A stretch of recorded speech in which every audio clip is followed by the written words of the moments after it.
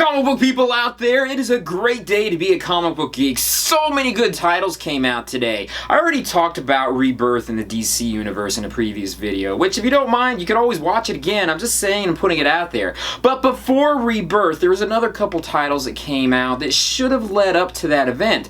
They came out somewhat out of sequence because a lot of people were reading Rebirth first and then reading some of the other titles that came out from DC. The first of which was Justice League number 50. Or at least that's the first comic book that I read. This one is based on the Darkseid Wars. It's the end of the Darkseid War. Major events took place here that led directly into the Rebirth event. I don't want to spoil it out there for the one or two people that doesn't already know what happens in Rebirth, but I'm really liking how this ties directly into it. I really feel at the end here, DC writers were really getting on the same page in order to try to make a cohesive universe that doesn't contradict itself. Speaking of, this title relates directly to Superman number 52. This is the final days of Superman, which, as the title suggests, it is the final days of Superman. So is that the end of Superman? Well, of course not. The DC universe can't exist without Superman. There's several Superman titles coming out during Rebirth and after. We already know we're going to be getting several different Supermen. Whether or not one of these Supermen is going to be the Superman from this universe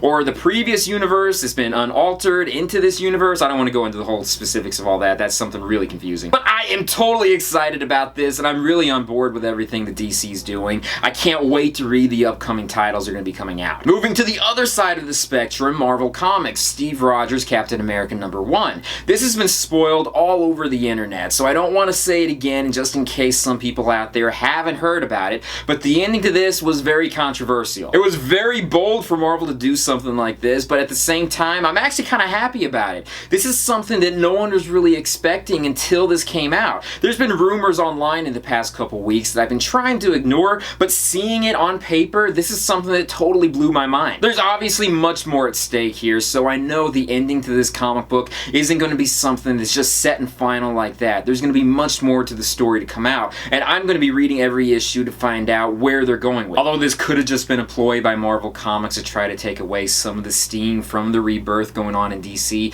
some people have already speculated something like that. Let's pretend that they planned this all along. Daredevil number 7. Elektra is back in town, and she's upset because she thinks that Daredevil did something with her supposed daughter. The story ends somewhat on a question mark as to how this is going to be resolved. I'm a huge Daredevil fan, so I'm going to continue on with it, but I do think that they have something else in line as the comic is going to be unfolding. Mighty Thor number 7. This is just a continuation of a backstory that's being told by Loki, and honestly, I didn't see much point in it. It was okay, it wasn't the worst thing in the world, but I didn't really see the need for this backstory to be told. It felt like they were just trying to do a filler story arc and just put in a couple issues, while the main story itself was going to be told at the very end. Spider-Man Deadpool number 5. This is a great series. It doesn't take itself too seriously, but at the same time, there are some very serious elements to put in there. Deadpool's interaction with Spider-Man is great, but I like the idea that number 1, he thinks that Spider-Man is his romantic partner, but he doesn't like Peter Parker. He obviously doesn't know that Peter Parker and Spider-Man are the same guy. And in the previous issue, Deadpool did something to Peter Parker that very few villains have ever done.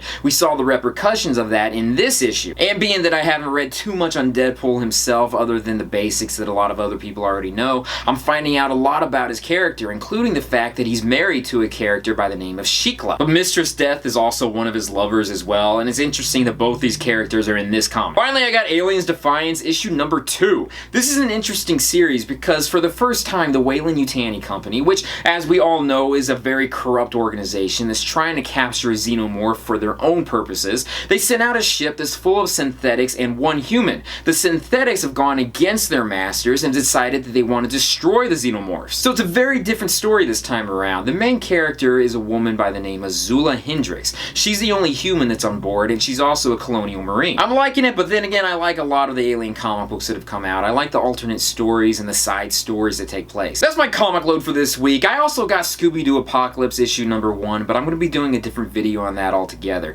Same thing with Jim and the Holograms issue number 15. What did you guys get? Leave comments down below. What do you think about the DC Rebirth and the storylines that are coinciding with it? Also, in the Marvel Universe, what do you think about the big event that took place with Captain America? Let me know in the comments down below. Anyways, thank you guys for joining me in this video. Be sure to check out my Patreon site, my social media sites, my website, and everything else out there. Peace, love, namaste, and I'll see you guys later. Peace. You know what would be a really cool crossover? If Scooby-Doo and Jim and the Holograms met in some alternate universe. Maybe like how Scooby-Doo used to meet all these celebrities and big stars. I think a comic book based on that would be so awesome and epic.